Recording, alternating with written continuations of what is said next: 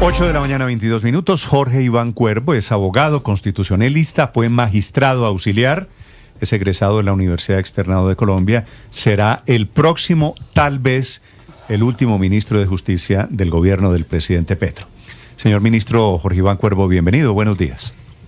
Néstor, buen día, ¿cómo está? Ministro designado, ¿no? Felicitaciones, sí señor, ministro designado. Bueno, una primera aclaración. Yo no sé de dónde salió eso, pero yo nunca fui magistrado auxiliar de la Corte Constitucional. Nunca he trabajado en la Corte Constitucional. ¿Es carreta? ¿No está en su hoja de vida? No está en mi hoja de vida. Nunca he estudiado ahí. En mi hoja de vida está publicada en presidencia y nunca, yo no sé de dónde es. Algún medio sacó eso y todos como que se pegaron de ahí. Nunca fui magistrado auxiliar de la Corte Constitucional. Corrijo aquí, claro, porque yo en el Estado trabajé. Me pasaron una hoja de vida suya en donde dice que es abogado constitucionalista y que fue magistrado auxiliar de la Corte Constitucional. Lo tacho, ¿no es cierto entonces? Sí, no, yo trabajé hace mucho tiempo, en la década de los 90, en el Ministerio de Justicia, siendo asesor del despacho del ministro Carlos Medellín, cerca de 2 años. Trabajé en la Procuraduría General de la Nación, cuando el procurador era Carlos Gustavo Arrieta. Trabajé en la Consejería Presidencial de Derechos Humanos, cuando era Carlos Vicente de Rú, y fui veedor delegado de una entidad del distrito que se llama la Veeduría Distrital en el primer gobierno de Enrique Peñalosa. Esa fue mi experiencia en el servicio público. Vale. Hecha esa precisión, señor designado ministro de Justicia, ministro Cuervo, ¿cuándo se posesiona? No lo sé, yo creo que esta semana todos los reflectores y la energía van a estar en la visita a Estados Unidos. Ayer terminó la publicación de 3 días de la hoja de vida.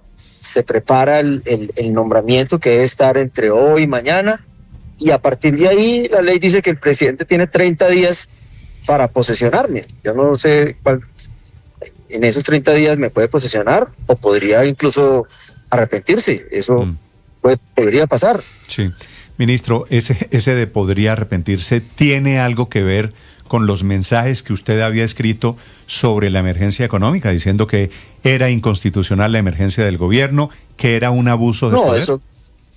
Eso quedó claro en la conversación con el presidente, que una cosa eran mis opiniones como particular y como académico en esa red y mis columnas de opinión en El Espectador, y otra el rol que yo tengo que asumir como ministro, que no es que vaya a cambiar de opinión, sino que, digamos, ya esas ideas ya hay que tramitarlas de otra manera. Por ejemplo, en este caso concreto, yo creo que, como lo ha dicho el ministro Ávila, cabría un recurso de nulidad ante la decisión de la Corte Constitucional. Yo creo que las discrepancias del gobierno con los fallos judiciales deben tramitarse empezando acatando y respetando los fallos y usando los recursos jurídicos que la Constitución y la ley establecen. Usted me está diciendo, usted le dijo al presidente Petro en una conversación que tuvieron, le entiendo, que usted creía que la emergencia es inconstitucional. No hablamos de los temas en puntuales, sino que hablamos, yo le dije, presidente, yo he tenido unas posturas críticas con el gobierno, están ahí en mis columnas, seguramente también está en la red X de distintos temas, y le expresé mi punto de vista y él dijo, no, tranquilo, usted estaba en ejercicio de libertad de expresión, y ahora vamos a entrar a otro escenario. Claro. No hablamos específicamente de ese caso, sino que yo le planteé, digamos, en un gesto de transparencia, decirle, presidente, si usted revisa me dijo, no, eso lo tengo yo claro, digamos. No fue un problema, por decirlo así. Sí. Ministro, ¿habló con el presidente Petro sobre la constituyente? ¿Usted estaría de acuerdo con impulsar, como el gobierno está haciendo, una constituyente? Insisto, la entrevista fue muy interesante porque fue una típica entrevista de trabajo. O sea, no fue una entrevista de agenda, de que yo voy a hacer, de qué vamos a hacer. Yo le entregué un documento que le envié a ustedes a través de la persona que me contactó.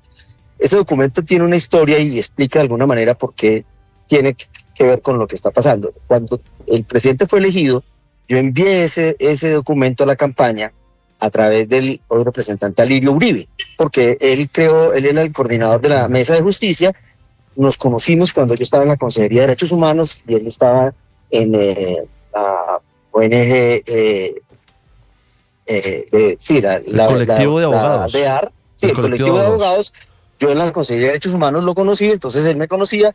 Yo le envié ese documento nunca fue tenido en cuenta. Yo fui donde el presidente y le entregué ese documento y le conté esta historia y me dijo, muy interesante. Me llamó la atención que tomó el documento, me dijo, espera un momento, y se leyó completica la primera página. Y me dijo, me parece muy interesante, déjemelo y yo lo miro. Y fue una entrevista de trabajo en la que yo le pregunté por qué me había llevado, él me respondió, yo le pregunté, él me preguntó, ¿y usted por qué está dispuesto a aceptar? Sabiendo que hay digamos, el principal problema es que está terminando el gobierno y uno, pues, claro, en 6 meses es muy poco lo que se puede hacer, y además dejo por decirlo así, la tranquilidad de la academia.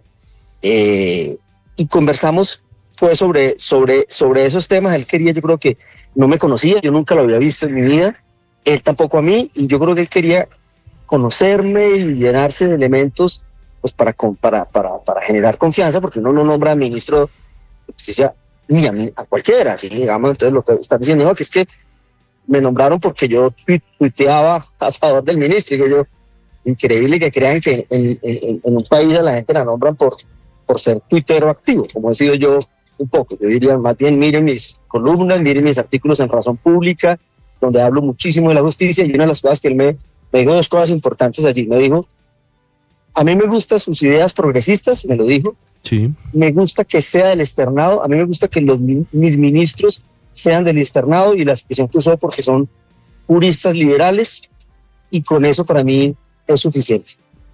Entonces no hablamos de ese tema del que me preguntan y me dice, ¿usted qué opina de esto? ¿Usted qué opina de esto? ¿Usted qué opina de esto? No hablamos de eso. Fue una entrevista de trabajo que empezó con algo que a mí me gustó mucho, y Andrés Mejía les puede explicar ahí el significado de eso. Me llamaron el sábado en la noche a mi casa al teléfono fijo, cosa que me parece, digamos, un gesto... ¿De Palacio lo llamaron al teléfono fijo?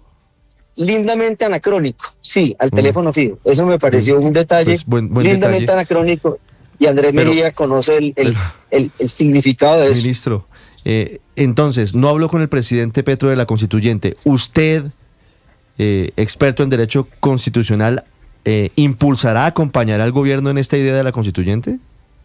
Cuando me posesione, yo hablaré con el presidente, le diré mis puntos de vista y conversaremos sobre el rol que yo tendría frente a eso. Mi punto de vista es que el Ministerio de Justicia no tendría que ser muy protagonista en ese tema. Me parece que es un tema de la órbita del presidente y especialmente del Ministerio del Interior, porque ese es un tema político.